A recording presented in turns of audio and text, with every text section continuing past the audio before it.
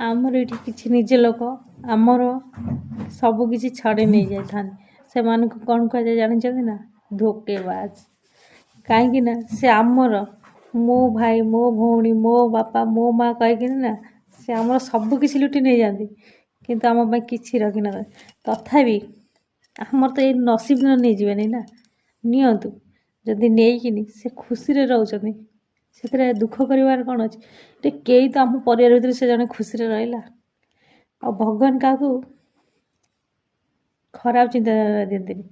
ଆଉ ଭଗବାନ ଯେତେବେଳେ ଏଇ ହାତ ଦେଇଛି ନା, ଏ ହାତର ଶକ୍ତି ବି ଦେଇଛି। ଯଦି ସବୁ କିଛି ନେଲା ପରେ ବି ଦି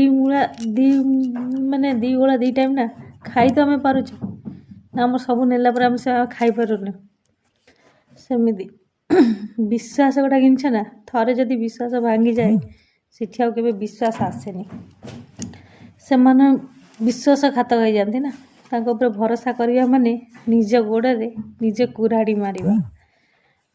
ଯେଉଁମାନେ ମୋର କହିକିନି ମାନେ ମୋର ହେଇକିନି ମୋ ପଛରେ ଯଦି ସେମାନେ କଟୁ କଥା କହିପାରୁଛନ୍ତି, ସେ ମୋର କେମିତି?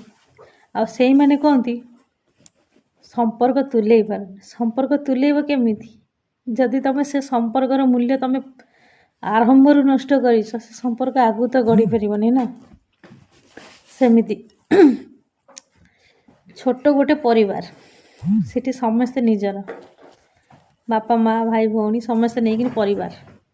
ସେଇ ପରିବାର ଭିତରୁ ଯଦି ଆମର କିଏ ଦୁଶ୍ମନ ବାହାରିଲା, ଆମର ହକ ଛଡ଼େଇ ନେଲା, ସେ ଆମର ନିଜର ହେଲା କି? କେବେ ହେଇପାରିବନି। ହକ ନେଇଗଲା କ'ଣ ଆମ କର୍ମ ନେଇଗଲା?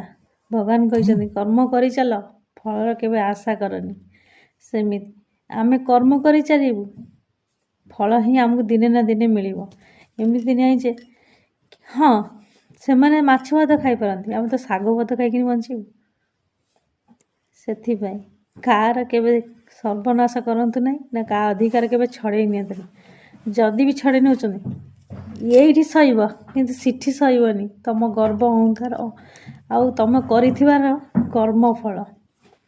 ଧାର୍ମିକ ଲୋକ ଯେ ସେମାନେ ଧାର୍ମିକରେ ଚାଲନ୍ତି, ମାନେ ହିଂସ୍କୁଟିଆ ଲୋକ ଯେ ସେ ହିଂସାରେ ଚାଲନ୍ତି। ଯିଏ ଭଲ ଲୋକ ସବୁବେଳେ ପାଇଁ ତାଙ୍କୁ ଭଲ ଲୋକ ହିଁ ମିଳନ୍ତି। ମୋର କହିବା କଥା ଏତିକି ଯେ ଆଜିକା ହେଲା କଳି ଯୁଗର, ମାନେ କଳି ଯୁଗ ଏବେ ଚାଲିଛି। ଏଇଠି ସତତା ମିଳିବା ମୁସ୍କିଲ।